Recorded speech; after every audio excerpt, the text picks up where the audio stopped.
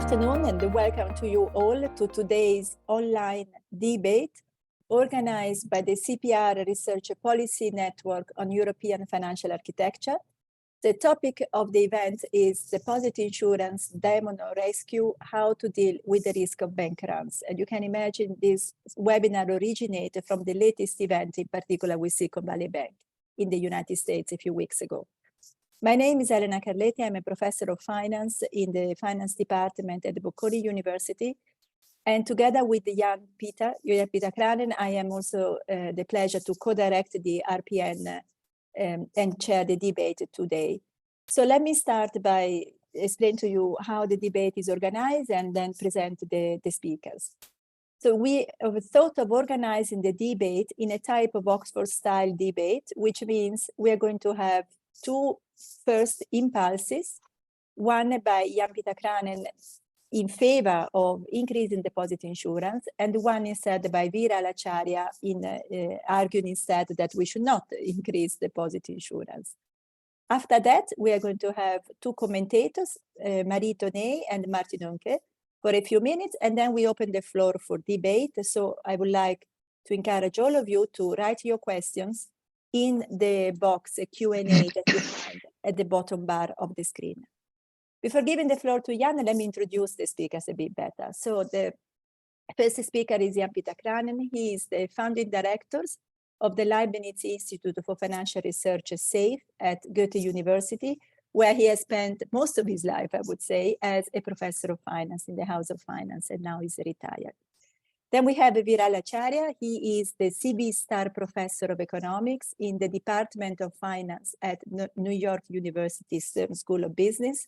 He's very well known also for having been the deputy governor, of the Reserve Bank of India between 2017 and 2019. Then we have, as I said, the first commentator, Donnay, that is the head of unit resolution and deposit insurance at the DG Financial Stability, Financial Services and Capital Market Union at FISMA at the European Commission. And then last but not least, we have Oehmke, who is professor of finance in the London School of Economics and also a member of the advisory scientific committee of the European Systemic Risk Board. So I'm very looking forward to this debate. I think there will be a lot of interesting insight and a lot of debate. So with that, let me give the floor to Jan. I have recommended that the two impulse speakers speak for about 8 minutes, and then we have the commentators so that we can try to find enough time for the discussion and for the dialogue also among all of you. And I remind everybody to please write the question in the Q&A box, and the seminar is going until 2:15. Jan, the floor is yours. Yeah, thank you, Elena. Let me start. I share my screen, and I'm, of course, very glad I can take the first part, so to speak, in this Oxford-style debate. So if you see the title, Deposit Insurance, Demon or Rescuer, so I will argue in terms of the rescuer, basically. And let me start by... So let me start by talking for a minute about the role that market discipline in banking plays in different regimes. And I want to contrast a US view, what I think is a US view on market discipline, and a European view of that. And in the basic thing in my opinion, on the US view is that moral hazard in banking is a very important aspect to deal with, and the instrument that has been developed over centuries, so to speak, almost naturally, is the bank run. So the bank run is not something like an accident, but it's something that is important to bring a discipline in risk-taking and responsible banking to bank management, basically, and to bank owners. And that has been developed in the literature quite a bit. The European view, in contrast, is different. And I think this is the main point I want to make in my understanding. The moral hazard that is, of course, the same in European banks as in US banks should be kept under control, not via bank runs, but via something else, a complex resolution industry or instrument a toolbox that has been developed after the global financial crisis. It's all enshrined in our regulation, BRRD, the Bank Recovery and Resolution Directive, that has very many segments and parts of it. But the main idea is banks shouldn't be too big to fail. They should fail. And if they do, an exit should be possible. And we have institutions, the SRM, the single resolution mechanism that takes care of this. And that is the living will plays a big role there. So all these things have been developed and are basically in place. The two views in the first one, where the run is such a positive thing, and the second one where bail-in basically, and all these control efforts that come from some creditors of the bank that are at risk, differ in these two respects. First of all, we value bank runs much less in Europe than in the US. Actually, we see they are a barrier to orderly resolution. And second, we also value deposit insurance differently. It's, I would say, a necessary evil in the US for small retail depositors, and it's a necessary prerequisite in Europe. And the reason is that basically in the European view, with a bank run, you cannot apply your resolution tools. So why do these two views differ? I can only speculate here, and I will not be long on this, but I think that the centralized fiscal situation that you have in the US, one big fiscal authority with a lot of power, versus decentralized government fiscal authorities in Europe, all of them rather small, is the explanation why if there were contagion, if there were systemic risk in the system, you could handle it easily in the US, or much easier. But in Europe, this is almost impossible. And so that's why we have this value destroying view of bank runs and make it consistent with our BRRD. So the consequences of a bank run in Europe are, you could say, the costs are the SRM, the single resolution mechanism, is sidelined if there were a bank run. And it's immediately the Treasury and the central bank that steps in and basically overrules everything that we have set up so carefully in our resolution legislation.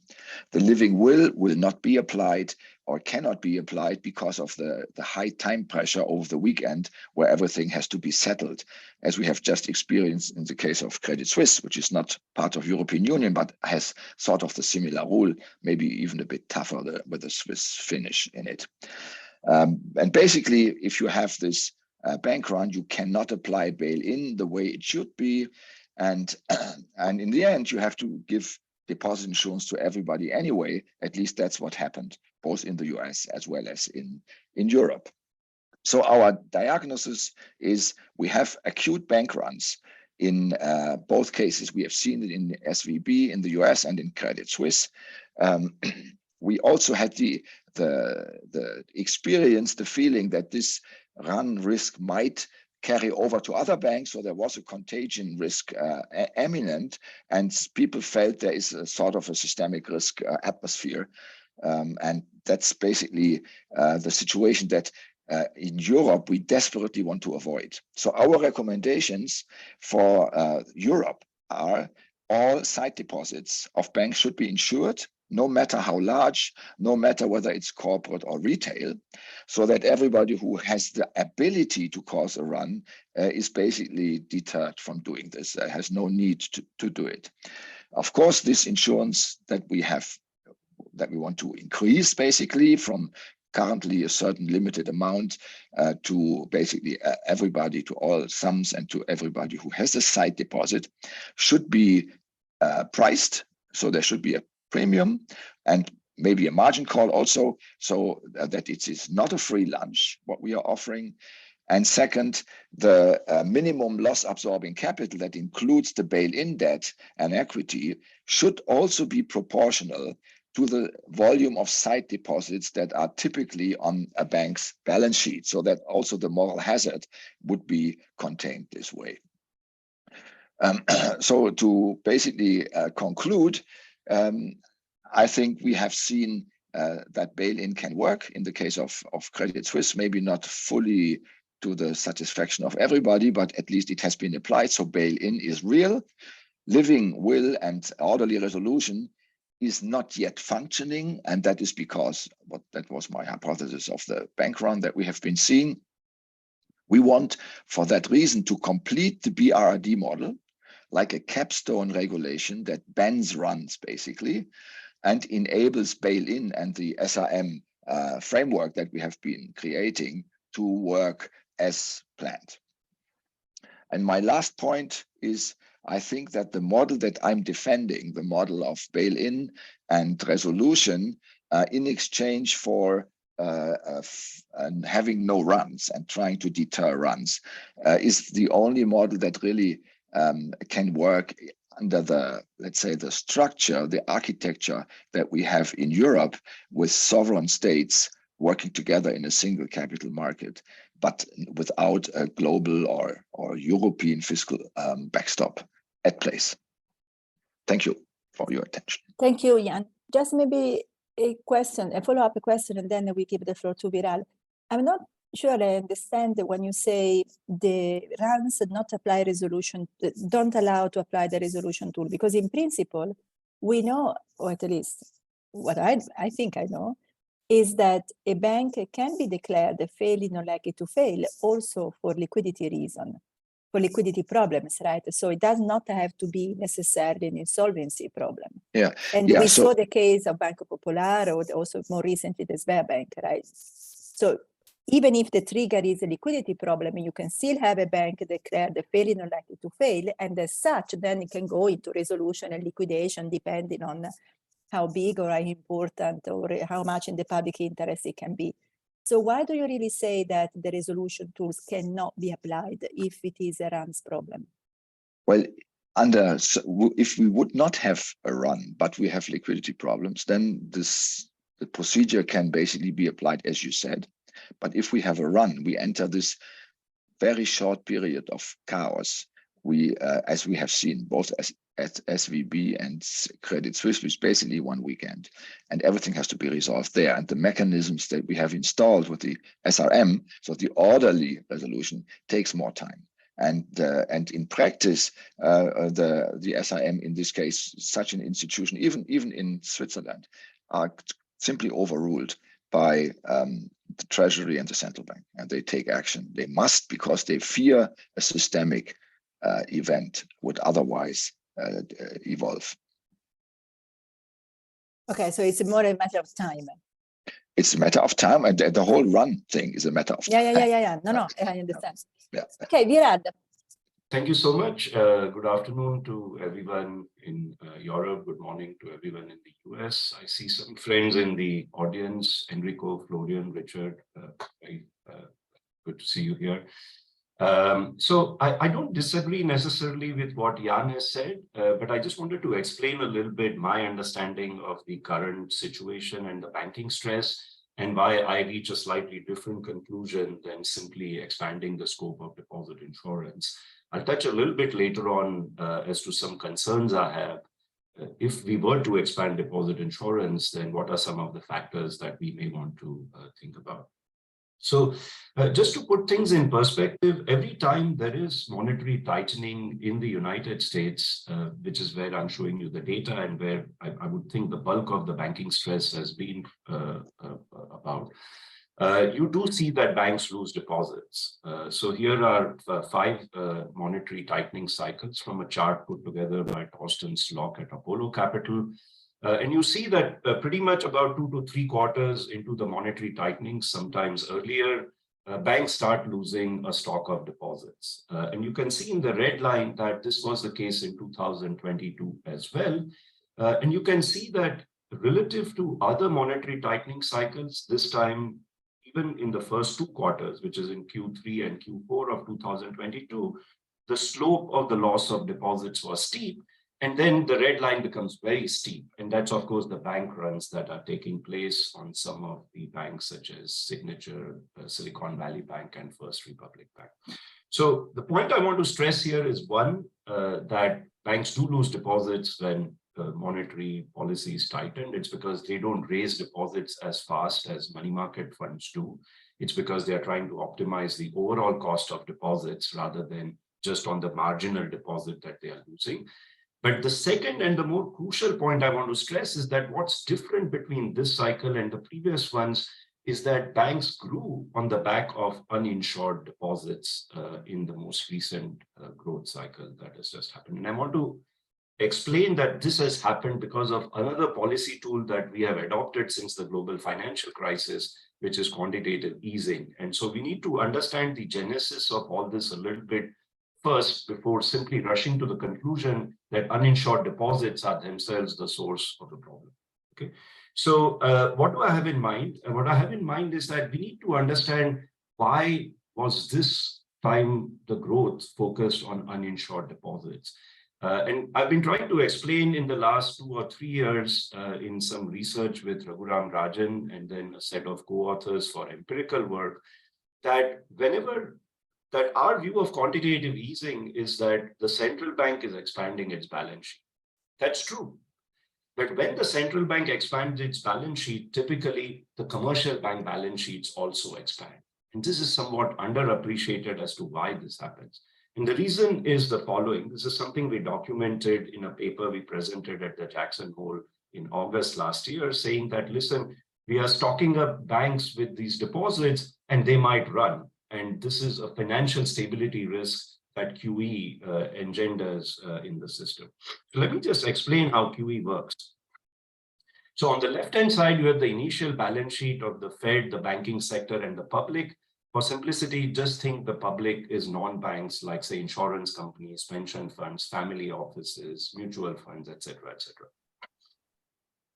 When Fed does QE, the Fed balance sheets expands by, say, $1. So they purchased a treasury security or an MBS for $1, and they credited some bank's account with $1. That bank is the one who, either on its behalf or typically on behalf of a non-bank, was acting as the primary dealer in tendering the security to the Fed or the central bank. So what happened to the public that has tendered now the security to the central bank? They lost one security from their holding, a long-term security, and instead that got replaced by a very short-term liability, which is now a deposit into the bank that they are dealing with. Typically, it would be the bank who also acts as their primary dealer, but it doesn't have to be. Money could get reshuffled afterwards. But net-net, someone lost a long-term security and got a short-term deposit against it. This will typically be an uninsured wholesale deposit. So what happened to the banking system? Banking system now is an extra $1 of deposit on its right-hand side. And how did that expansion occur? Because the Fed credited its checking account with the Fed with an extra $1 of reserve. Okay, so now the bank has an extra $1 of reserve with the Fed, and there's an extra deposit into the system. Now note that this happens first mechanically at the time QE is done. Of course, money can shift around, but the aggregate stock of reserves is not going to shift around, which means that the commercial banking system expansion remains, and it is going to be funded in one way or the other by a stock of uninsured wholesale deposits. Now, these may be wholesale, these may be deposits that are held by family offices, etc. You know, that one needs granular data in order to decompose who is actually tendering the securities. Now, what is the relevance of all this? The relevance of all this is that this is how banks grew post the pandemic QE, when the scale of Fed's balance sheet or monetary expansion was unprecedented. I'm not questioning whether that expansion should have happened or not. I simply want to highlight that there's a connection between QE and the scale of these uninsured deposits. As you can see over here, the uninsured deposits are growing from 48% to 52%. In fact, they start from Q3 of 2019, when Fed started injecting liquidity because of the repo market stress. And you can see the deposits are growing very sharply by about $300 billion per quarter. Okay, you can't have this much expansion of money in the economy without the central bank actually creating money to support this sort of monetary expansion. And second point, When the QT started, money had already started leaving the banking system, okay? We didn't just get a sudden stop in the March of 2022. In Q2, in Q3 of 2022, banks were already losing $200 to $300 billion of deposits. Silicon Valley Bank was losing $10 billion of deposits in each quarter. Okay, I won't go through this point, but I want to, we document in the paper that this happens every time QE is undertaken. Every time QE is undertaken, there's an expansion in the stock of uninsured deposits in the commercial banking system. QE doesn't just expand central bank balance sheet, it expands commercial bank balance sheet with uninsured liabilities. Okay, now why is this important? Because this helps understand why this time around we had runs. Because in 17 and 18, as you see here, when the Fed embarked on quantitative tightening and was raising interest rates, which is the last cycle of QT, something very similar happened. Banks again had losses on their securities because interest rates were rising, but the losses were small because their balance sheet growth had not been so rapid in that round of quantitative easing. It wasn't so large and concentrated as the pandemic QT was. In contrast, now we have a 10-fold or 9-fold increase in the losses that banks have registered in their security holdings. Why is that? Because one, the pace of rate hikes is almost 3 times as fast. But more importantly, they were 3 times as larger in their stock of deposits and in the stock of assets that they had on the left-hand side of their balance sheet. So I think this time is not different. This time is magnified.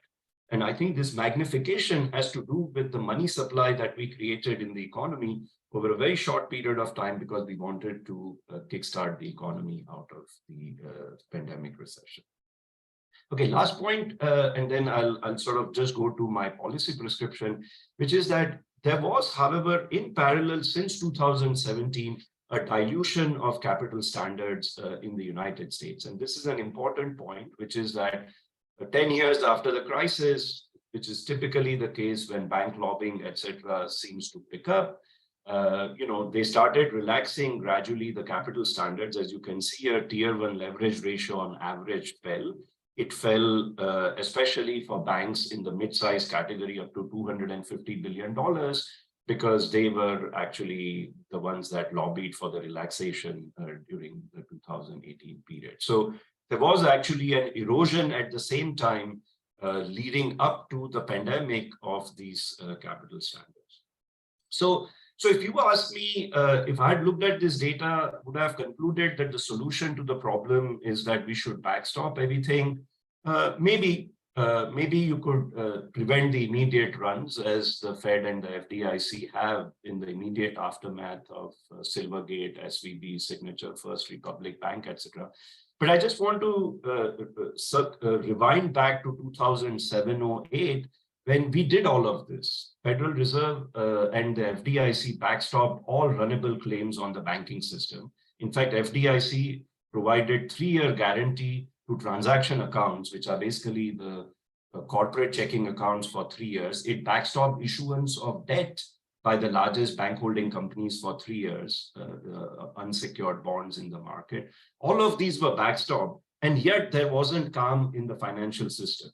Okay, implied volatilities were high, as you can see on the top right graph. Credit default swap spreads of banks were high at the same time, and the reason is because banks were fundamentally seen as not having adequate capital if their claims came due.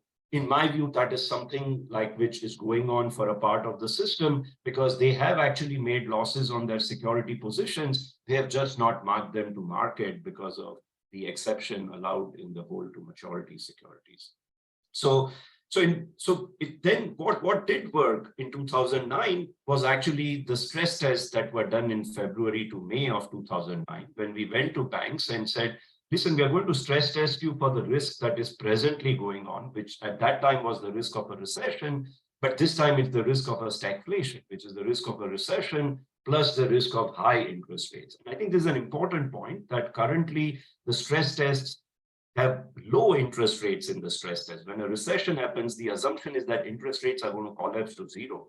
That's not a relevant stress test for the current scenario. It would have to be a stagflation stress test in which there's a recession, but inflation is relatively high, and therefore interest rates are going to have to be higher than zero in this stress test. There'll have to be losses that are recognized in the tech sector, in the commercial real estate sector. I think it's not a coincidence that banks that failed also had underlying stresses in their businesses. Typically, that's always been the case. Banks don't fail because of sudden sunspots. There's always some underlying real stress, and then some kind of a sunspot or panic takes hold on top of that. If you looked at Crédit Suisse's stock price, it's been declining for more than 2 years since February 2021. It has collapsed by 75% over a period of 2 years. So this was a train wreck. This is not something that just happened in end of March 2022 out of the blue. So in my view, what we need to do is recognize what the problem is, which is that banks don't have enough private capital to give confidence to the huge stock of uninsured deposits that has been created in the system. We need to market the assets, perhaps give some concession for how much insured deposits are there and how much uninsured deposits are there. In my view, that would be the first round of regulation that I would propose, which is to first try private deposit insurance. Maybe we still end up with a Lehman-style movement or a Bear Stearns-style movement. I think we are not there yet. If we are there, we may have to do what we did in fall of 2008, which is to extend blanket insurance because runs are taking place in the entire system. But I think the situation right now, in my view, doesn't command an increase of deposit insurance at the current point of time. I think it would be too extreme because we need to build private confidence in the system. As I was showing, even if you backstop everything in the system, there's always some liabilities which are not backstopped. They can run, and as long as they can run, they can put a bank into bankruptcy. Banks will act as though they are risk averse, and you don't get a restoring of confidence in the banking system. I have some other points on deposit insurance, but maybe I can take them up in the Q&A. Thank you, Vera. Thank you very much. I'm pretty sure that the attendees, they would also like, as much as I would like, to have the slides that both of you have presented. So I wonder whether we can find a way, maybe I ask Elisa here, or the CPR to help us if we can make this slide available, because they were both very useful to have, I'm sure. So let's go to the commentator, and I have lots of questions for you, Viral, but I will refrain myself for the moment. Let's go to Marina.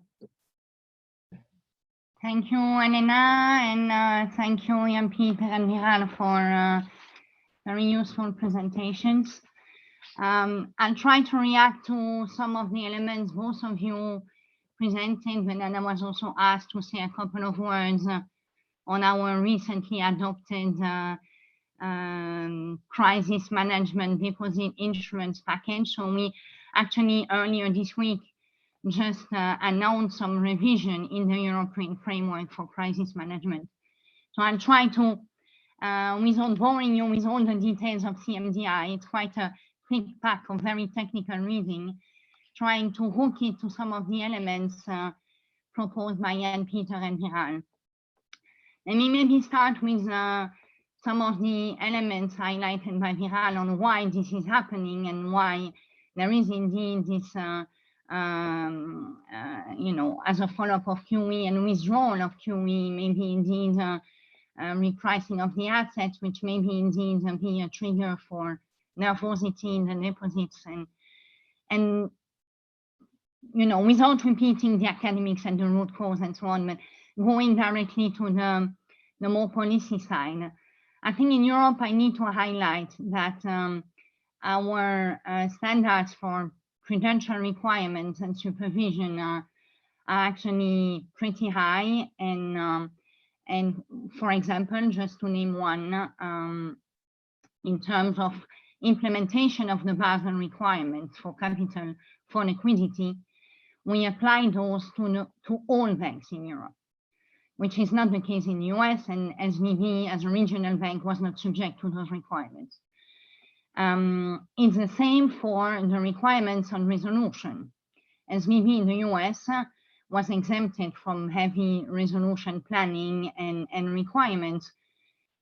In Europe, such a bank is actually considered as a top-tier bank, and it's subject to important resolution requirement, including MREL requirement. MREL in Europe, again, is applied to all banks when they are earmarked for resolution. So we are broader in scope. We are higher in quantity because our BRD2 implementing TLAC as, if I may say, gold-plated the TLAC requirement. So in quantity and also in quality in terms of the subordinated debt requirement within the overall MREL requirement. So we have actually in Europe, both in terms of prudential requirements and in terms of own funds, but also in terms of additional MREL requirement, and also in terms of supervision through the SSM and the overall supervisory arm. We are pretty confident that we've, thanks to all that, we have a very resilient banking system in Europe. And there's been also some stress testing by EBA, by SSM, precisely testing for the changes in the interest rate environment. So let me just pitch that overall we are pretty reassured about the situation. Doesn't mean there is room for complacency. Of course, our banks have to prepare for that repricing and higher interest rate environment, but we have a lot of resilience in the system overall. Now, maybe moving to some of the points made by Jan Pieter, and then from there also rebouncing on the policy developments we are envisaging in Europe.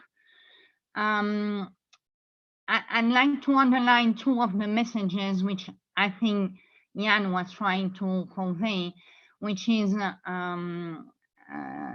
the fragility of the deposit base, and then indeed maybe also because of digitalization, and maybe because indeed, as Michal was saying, there's a lot of liquidity in the system. There is indeed an awareness that deposit base is fragile, and that there is a need to preserve it, because if indeed depositor fears that it may be exposed to losses, it starts to run. Now, here maybe I'll have a slight nuance because Jan didn't expand much in his presentation, but in his paper is making the difference between sight deposit, term deposit.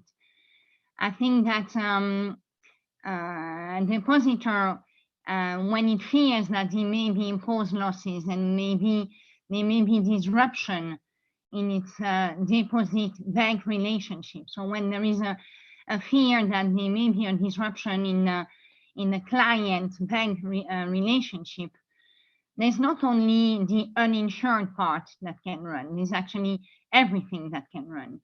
Let me give you a very clear example, which I usually take. In Europe, as you know, we protect up to 100,000, but you indeed have depositors, retail, households, SMEs, corporates that hold more than that. And when they fear that they may be exposed for the part which is beyond 100,000, our experience is that potentially everything runs, not only the part that is beyond 100,000, but everything. Because in a case of a payout, what would be guaranteed to them is the 100,000, and what they may recover through a claim on an insolvency estate is indeed that part above, but there is an uncertainty on that recovery. And then usually, rather than waiting to know what they will recover or not, they tend to run with everything. So that's why starting to distinguish between covered, uncovered, retail, or SME or corporate, demand deposit, sight deposit versus term deposit, in practice, operationally, is very difficult because deposits indeed are fragile, they can run, and sometimes they also don't run for very rational reasons. They also don't always realize how much resilience there is in the system and how much layers of creditors would be exposed to losses before them. And so, you know, the nervosity, the fragility of the deposit base is there. We've observed it. We've also observed the reluctance to eventually impose loss on depositors. So I very much agree with many of the points of Jan Pieter, but I think that when drawing conclusion on what is to be protected and whether we need to expand the protection, maybe I draw slightly different conclusion, and I think that in the interest of time, let me make one policy point we are trying to do in our package, and then I'll make others later on. What we are trying to do is very much clarifying the hierarchy of claim, rather than actually expanding the protection. And so we are not changing the 100,000 threshold. We're expanding the protection for school, university, hospitals, and public authorities. So we are indeed expanding the coverage for some depositors, but we are not changing the 100% threshold.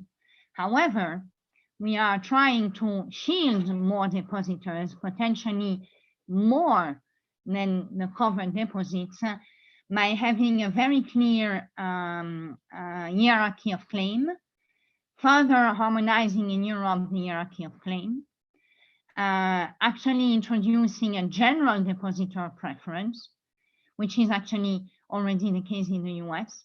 So seniorizing all depositors, whether they are covered or uncovered, seniorizing everybody, and having a very clear message to all creditors that are junior to it, you know, unsecured creditors, the famous senior and preferred 82, 81, and CT1, all creditors ranking below, so that it's much easier to actually bail in those, so that they know that they are clearly bailable material, and that there is no doubt on their mind that, you know, they could be potentially shielded, that they are really in that order candidate for absorbing the losses.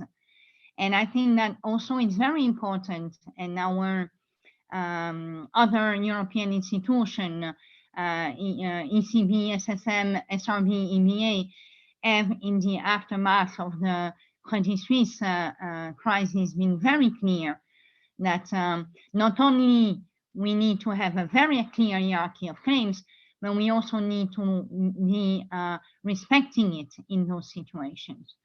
So I'll stop here. I may make other points later on, especially on preservation of value, but I'll stop on this for the moment. Thank you very much, Marie. So if I can summarize in one sentence what you said, that you are trying to reduce to the extent possible, or as much as possible, the uncertainty on the recovery of the deposits. And then if I, as a depositor, no matter how big my deposit is, I can be more certain, because I am now in the depositor preference, to recover my money, then I should become more stable. If I can summarize just in one sentence what you're saying. Exactly. We shield them, and I can explain that how later. We don't protect them by the definition of protection, but by shielding them better thanks to the use of the resolution toolbox. They can be reassured that they will get their money, and therefore they will get their money. Actually, they don't lose their access to the account for the full amount. Yeah. Okay.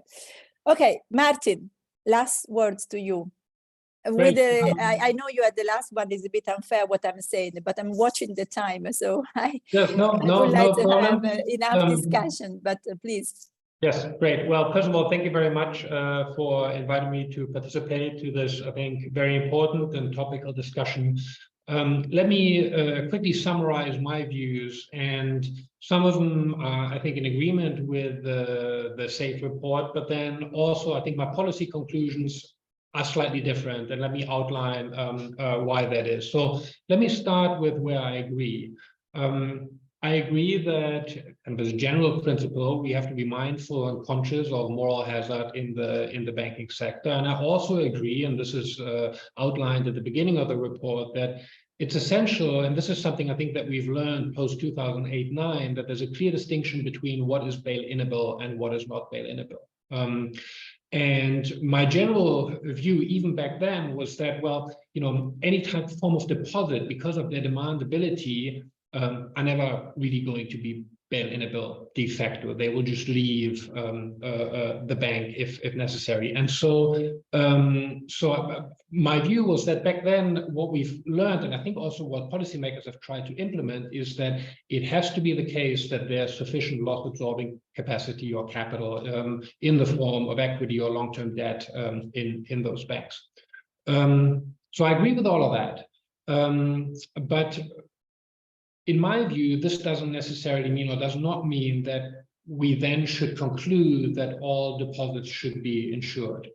Jan mentioned, that of course in finance theory, one argument that sometimes we make for that is that, well, this run risk disciplines the banks, and I actually there agree with Jan that that's an argument that maybe sometimes or often is overplayed. And so actually I do not think that deposits should be uninsured because the depositors will provide this monitoring function.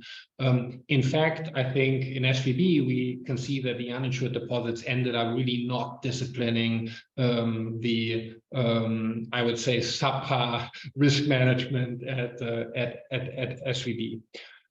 So this monitoring role, I don't think needs to go to deposits. And just like the report says, equity or holders of contingent convertible securities could do that.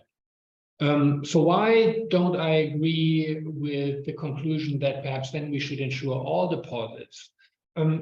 My worry is that that's going to generate a lot of other headaches and distortions. And one of the things I think that is glossed over a little bit in the report is that the financing or pricing of that deposit insurance scheme, I think, is going to be more difficult than the report makes it sound. So my view is that, generally speaking, actually fair pricing, and there is theory literature on that, fair pricing of deposit insurance is something that's difficult. It's difficult to make banks internalize all the other repercussions of their choices in terms of deposits. And so that for me is a reason why I would not conclude from, say, SVB and other things that we've seen in the last few weeks or months that all deposits should be insured. In fact, if I think about deposit insurance, and my guess is Jan probably agrees on the importance of that, but if I were to have a ranking in my mind about, where would I reform at the moment deposit insurance in Europe, I think I would put a higher priority on establishing an integrated European deposit insurance scheme, and one that still is limited in some ways, rather than increasing deposit insurance to a system where it doesn't have any limit anymore. So I think the kind of harmonization across Europe and having an integrated deposit insurance system, to me, is something that has a higher policy priority.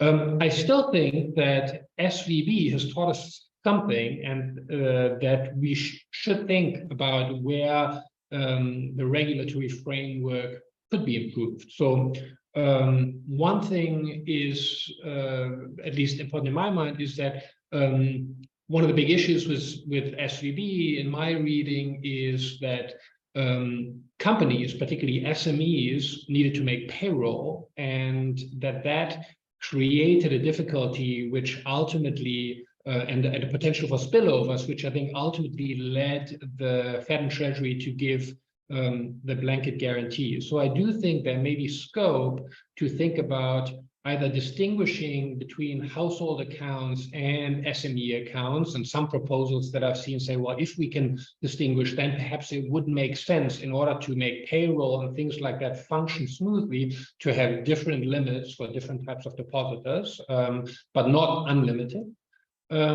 Or potentially, and I think this is something that I believe is in place in Europe, that you treat the SME deposits favorably relative to retail deposits, so that there is more security that companies will be able to access their deposits when they need to make payments.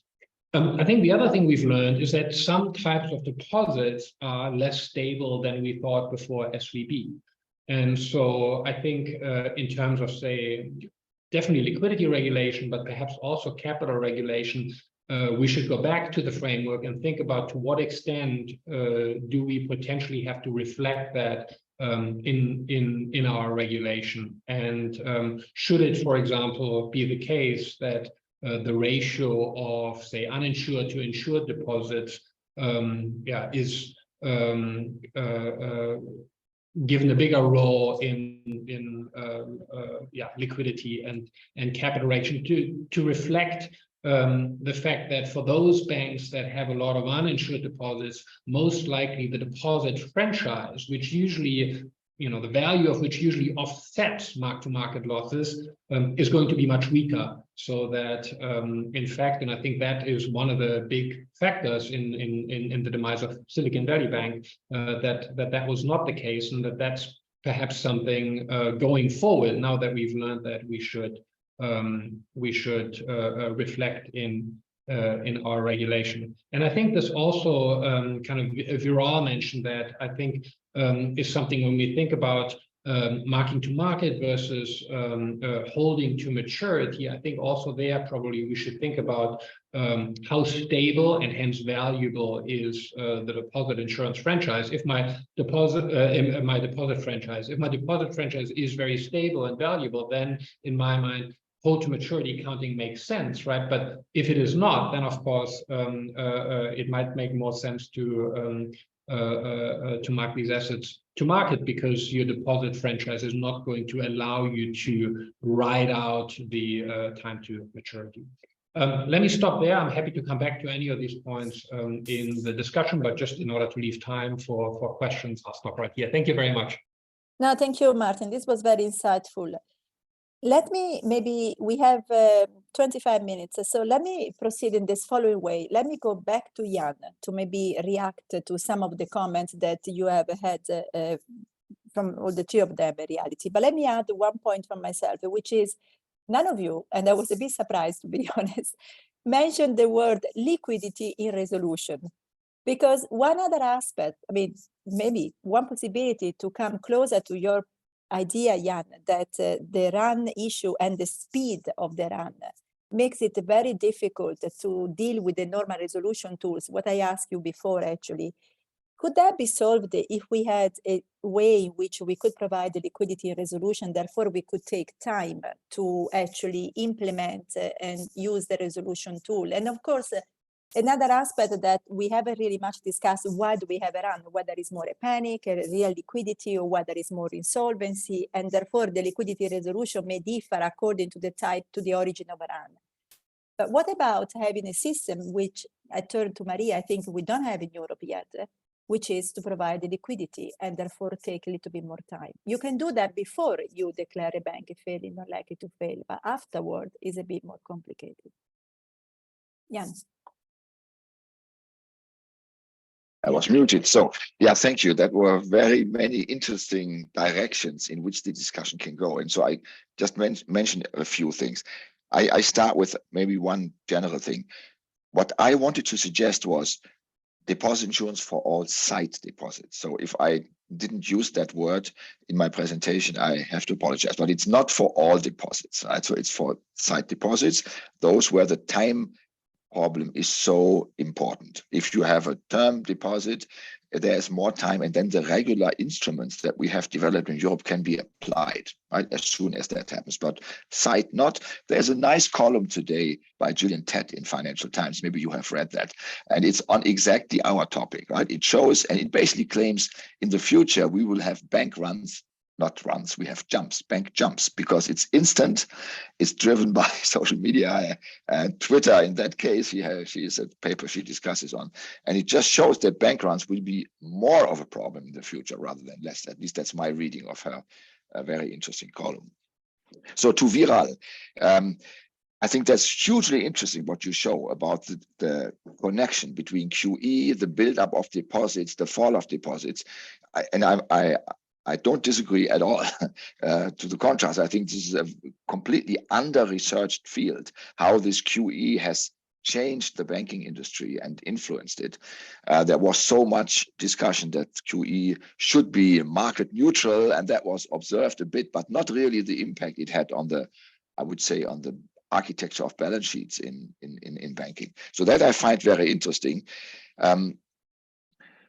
It only doesn't, there's no I have no opposition. I don't think you are opposing also the view that I was explaining here with this role of QE. I fully agree. It's just something that can happen or cannot happen. The run problem will become more serious and more severe under these circumstances, and that's right. But that only, I would say, strengthens the request for a solution of this run question. We cannot leave this something like an opaque danger that is in the air and can destroy our nicely developed resolution strategies that we have here. You didn't speak at all about bail-in, which is, I think, the main area where this whole disciplining force idea comes to bear in Europe. I don't know. I know it's not in the US, and there are political reasons for that. I try to explain this, at least in my own understanding. But we have to advise, so to speak, the European policymakers here on this. Not enough capital and all that has to do with bail-in, right? So that, of course, we should make the whole of capital, including bail-in, that's there for resolution purposes, should be dependent on the share of sight deposits in all deposit taking, something that Martin suggested, right? Have this ratio of uninsured to insured. In this case would be, in my opinion, would be more sight to all deposits. That should be a driver of capital, right? So you should increase your bail-in debt, let's say. I always think that this is more movable part of capital than equity itself. So and then Marie made that point with sight deposit, or I noted it down after she talked, that I had forgot to mention that. So on CMDI, what Marie said, you are somehow extending it, but only a bit in a I would say in a social way. So universities, and we are very much in favor of that, of course, but also it's our salaries basically, but also hospitals and all this. So that's nice, but it is somehow not a theoretical approach, right? You don't say this is the functional problem that we have, and then everybody, whether he's social or not, is covered. And the point is that I think the seniorizing that you are offering, I cannot imagine that this really creates this type of stability in expectation formation for investors, that they just don't run.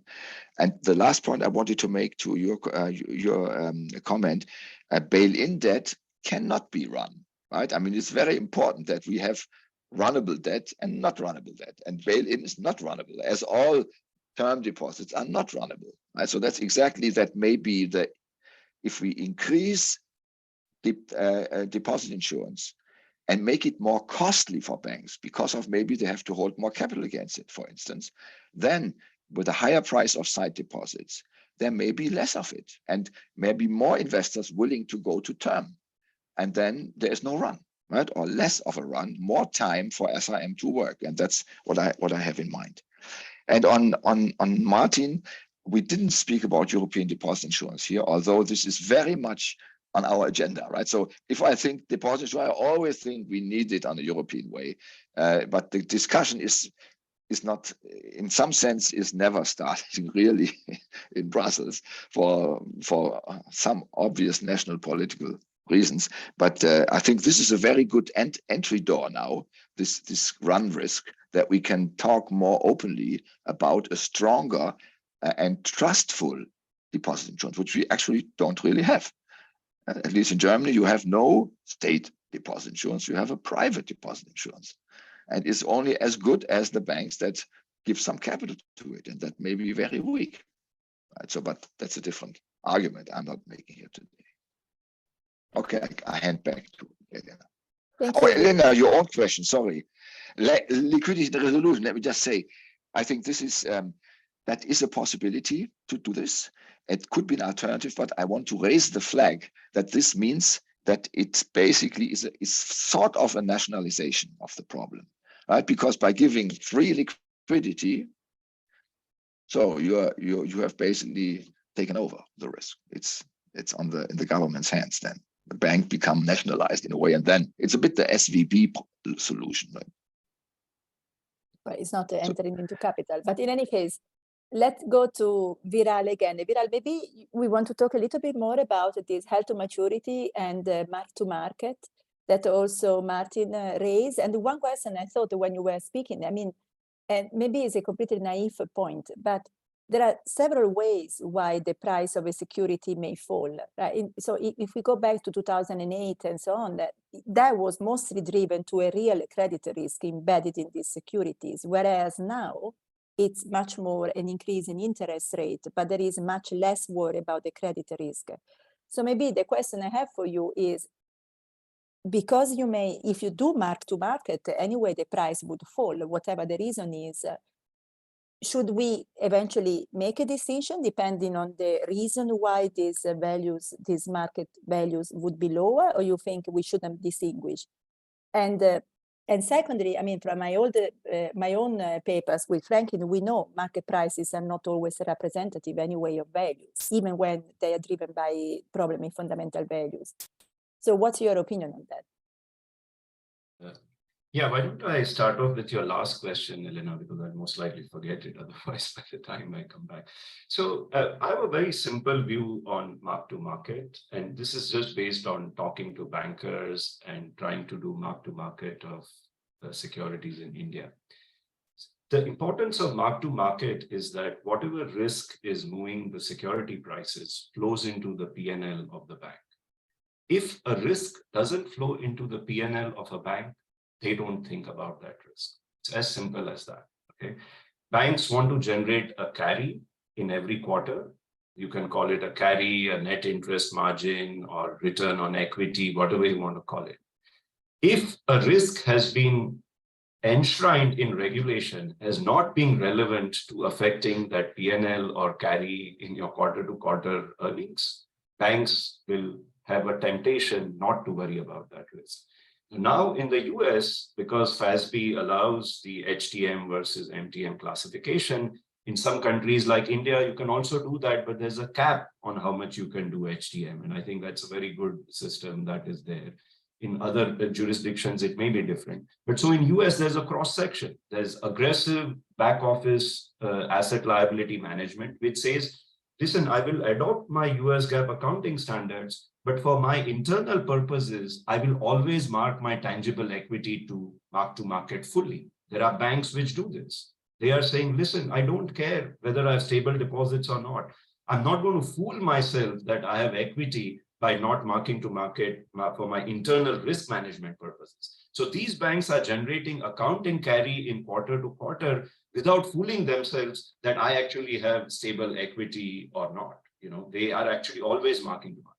Then there are very extreme banks like Silicon Valley Bank, where in fact there wasn't a risk manager, as we know, in the last year, which actually increased the duration of their assets. They allowed their interest rate swaps to roll off. And so the problem with allowing HTM securities, I agree there could be securities fluctuation, but you know, in treasuries and mortgage-backed securities are these first-order considerations that you know you get like fire sales and all. I don't think these are first-order considerations for the kind of securities we are talking about. I think the real risk we have is that you allow aggressive management to not worry about risks because they are not flowing into the P&L on a quarter-to-quarter basis. So that's my sort of very simplistic understanding of MTM versus HTM. Just coming back to a few other points, I actually agree with a lot of the discussion. I just have a little bit of a nuance I want to add to this. I agree with Marie that perhaps the European stress tests and standards have been held more uniformly. I would just put one word of caution though, which is that the European stress tests are also not looking at a stagflation stress scenario. You're not looking at high interest rates in the stress scenario. And so to that extent, we are still underplaying the risk of mark-to-market losses on the securities that European banks are holding. So it's just something to be aware of. I think then there's the next question of whether you want to refine the stress test to recognize where we are right now, or whether we want to keep fighting the last war, as Elena said, which were about credit losses rather than interest rate risk. But I think one point you made, which I think is super important, which is that everything can run. When a bank experiences a run, it's not just a depositor run. Credit lines are getting drawn down and business relationships are leaving you because they want to be with a more reliable bank. And sometimes we underappreciate that the franchise value of a bank is not just coming from the stability of deposits. It also comes from the stability of your clients. It comes from the stability of your credit lines. And this is my main point, which is that just ensuring that a part of the capital structure of a bank becomes stable doesn't restore confidence in the bank, because the bank has to do all of these functions. Many of these banks we are talking about, they might even be counterparties in financial transactions on a day-to-day basis. Just because you stabilize their deposits doesn't mean all of this is going to be stable if they don't have further loss absorption capacity to prevent them from absorbing losses. So I think this is a very, very important point, which is that if you want to say we give it to all side deposits, derivatives margin calls on the day they occur is like a side deposit. You have to meet it on the day the margin call occurred. That can break the bank. So now are we going to say that is also insured? No, but that's enough actually to make a bank risk averse. That's enough to actually bring a bank down. And so this is the sort of slippery slope I don't see where to draw the line. And so just to segue from that into what I think is relevant for drawing the line. See, ultimately, deposit insurance is a fiscal policy. Okay, this is a taxpayer put being extended to in a redistributive manner in the system. There has to be a budget constraint that drives this decision. How much does the national exchequer want to set aside in certain contingencies of the world for providing insurance to certain set of savers in the economy? So first of all, I think that the deposit insurance design has to have a budget constraint, which is how much does the national exchequer want to set aside of its fiscal capacity for backstopping a certain set of savers in the economy in a particularly bad state of the world where a banking run is taking place. Then usually all fiscal policy asks the question of who do we really want to support with the fiscal policy? And let me just give you a calculation for US. I haven't done this for Europe. So in 2011-12, my father underwent a bypass surgery. So I did a calculation. If my father had to undergo a bypass surgery in the United States and get infected in the ICU, say by misfortune, he would have to be in a US hospital for 10 to 12 days. Then I compounded my stress scenario by saying, okay, what if my mom undergoes the same thing at the same time? Okay, this would be $250,000 for two parents to be in ICU after a bypass for 12 days at a stretch. I don't see why anyone needs more than $250,000 of deposit insurance, because otherwise we are just compounding deposit insurance. Suppose you give insurance to payroll. Okay, who's receiving the payroll? These are employees. The employees already have a deposit insurance from the national exchequer. So how are you going to deal with this compounding problem? That's sort of one question to ask, because usually you like to provide support right at the last mile. You don't try to layer it down saying, okay, because I want to reach the employee or the citizen at the end of the day, I'm going to first give support to the company that in turn is going to give support all the way down to the employee. So there is a question you have to ask, which is, do I want to expand the coverage right at the last mile by a certain amount? Or do I want to layer it via companies? So that's one question that would have to be asked. The second question, and this is the more important question. Pieter, may I just ask you, I'm very sorry to do that, but we still have 10 minutes. Try to be short, please. Okay, yeah, just one last point. Like Martin and Marie have a word. Absolutely. Yeah, every time deposit insurance is extended, there is multiplication of deposits that get extended to this insurance. So there's a system in the US called broker deposits and so on, where you just give all your savings to an entity and it breaks it up into $250K per bank per account, and you multiply your access to deposit insurance. So what deposit insurance limits do is that they change the aggregate quantity of deposits in the economy. And I think this comes back to my budget constraint point. So my preference, Jan, would be in your report and as a recommendation is that if you want to extend deposit insurance to more savers, there are a lot of savers who are presently multiplying deposit insurance, who probably don't need that scale of deposit insurance. I think we should simultaneously rein that in so that we are actually using the taxpayer put more to the benefit of those who would really benefit from deposit insurance in the first place. And I think these kinds of rationalization exercises mean that you may not violate the budget constraint that you currently have and yet get more bang for the buck from deposit insurance extension. I'll stop. Thank you, Pieter. Let me say that Florian Heider was just writing a comment that this QE story and the importance of QE as a cause of the increase in uninsured deposits maybe is super interesting, and I fully agree. But it may also be that it's very much US specific for the different way in which QE is conducted and the presence of money market mutual funds in the US, which is not so much in Europe. But let me stop with you if I see that you're typing an answer. So Marie, there was a question for you in particular, and then please feel free to say a few words, but we still have no more than 10 minutes in total. Yeah.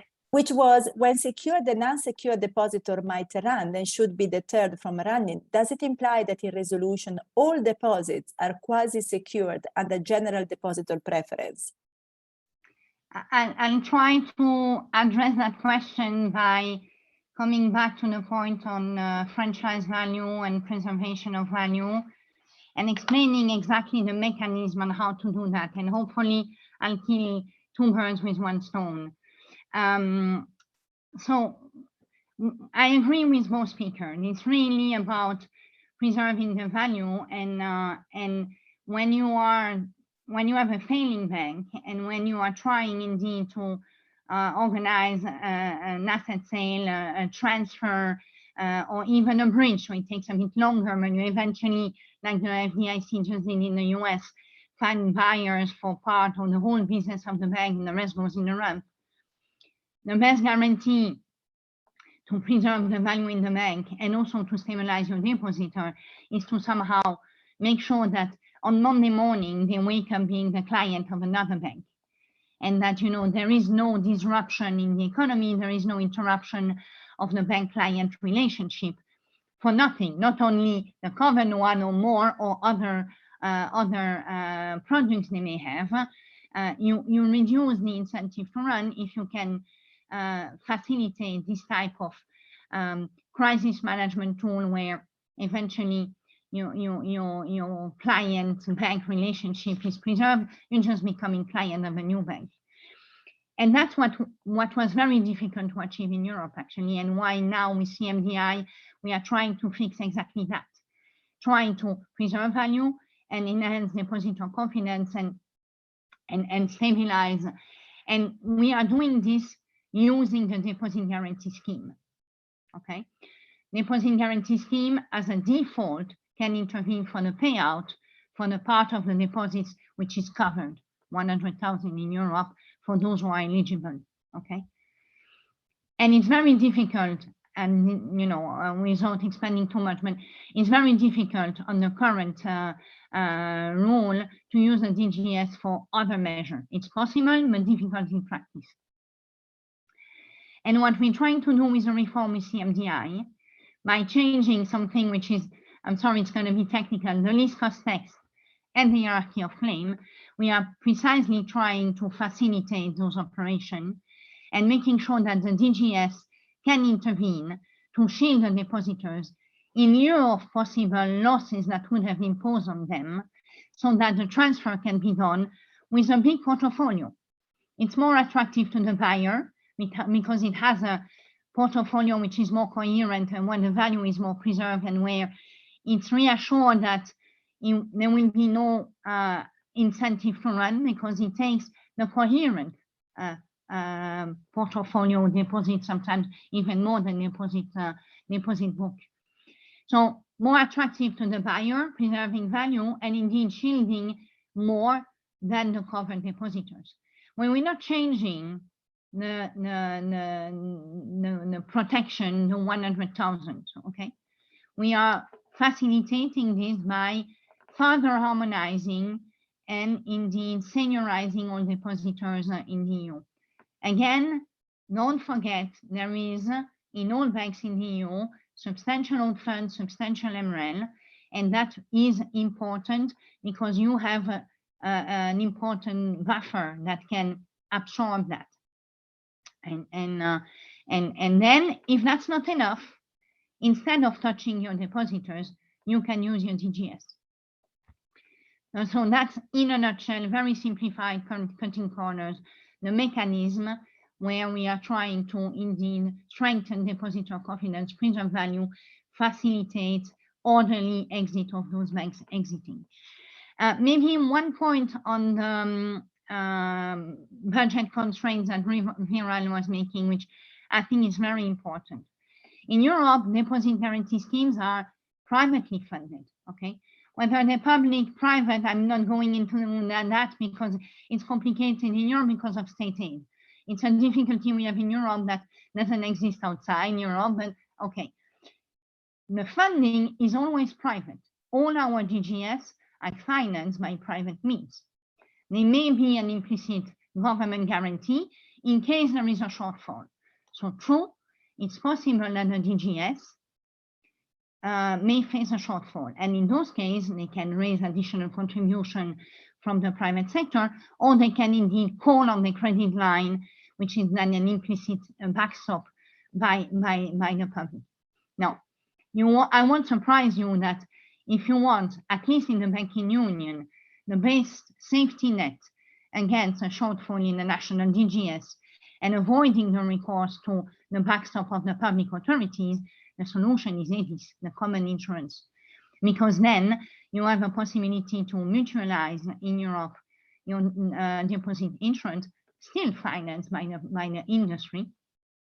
But by the principle of insurance, you increase the resilience of your funding and you manage to actually protect better, give strengthen your resilience, potentially at a lower cost. Because there is indeed, in a general equilibrium approach, a limit on the burden that can be put on the banks. They already have indeed own funds, MREL, and on top they are contributing to finance the safety net.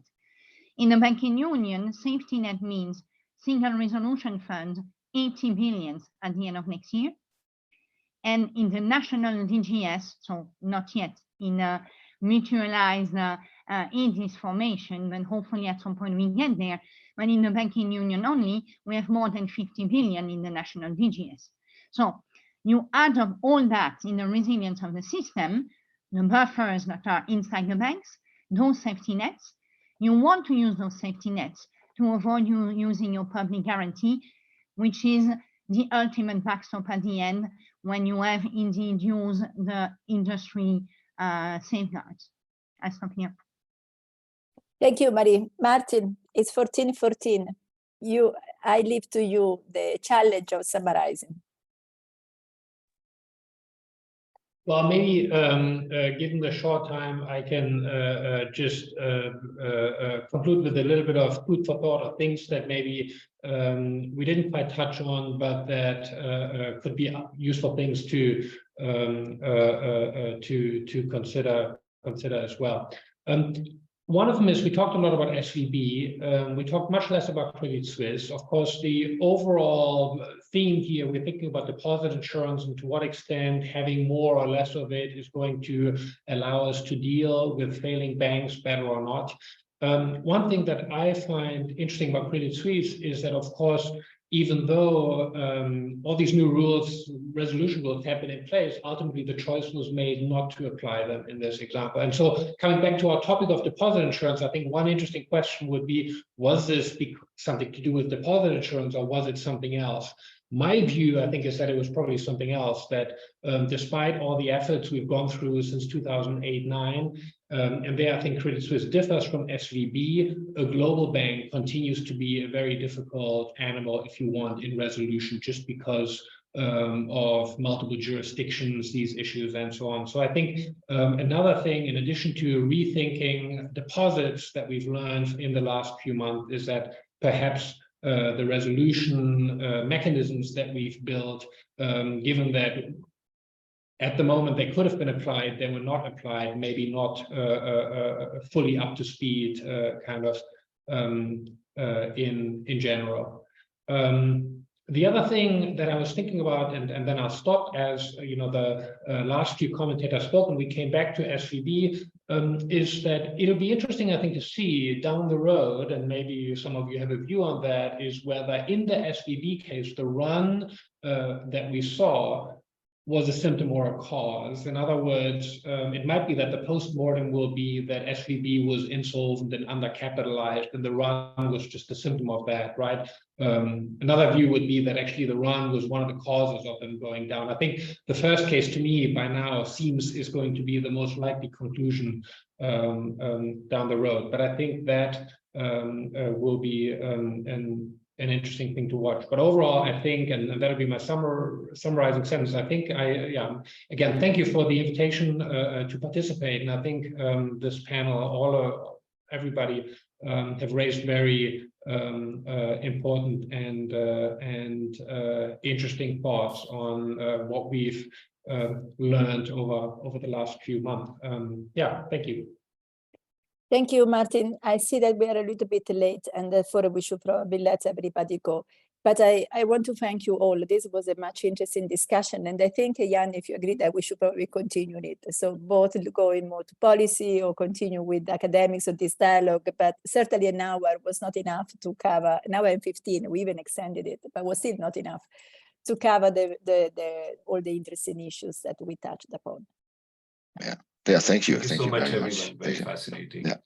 But thank you for the moment. Let's stop here. Yes. And we will be in touch again. Thank you, and Yes. thank you for all the attendees that stay with us. Be in touch. Bye. Bye-bye.